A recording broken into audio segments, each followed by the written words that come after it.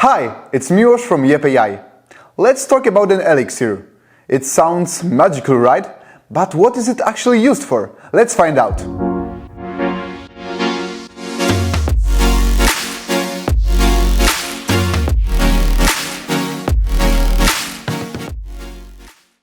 So an elixir is our internal token through which we calculate the amount of content created by a given user. Each subscription plan includes a different amount of elixir per month. Importantly, if you don't use up the entire limit, it automatically carries over to the next month, so you can generate more content. On the other hand, if you use up the entire limit, you can buy additional elixir in the user's panel. You may wonder if a given amount of elixir is enough for you. Let's check our calculations. Simple conversion. 1 million of elixir included in an agency plan is about 5 million characters with spaces.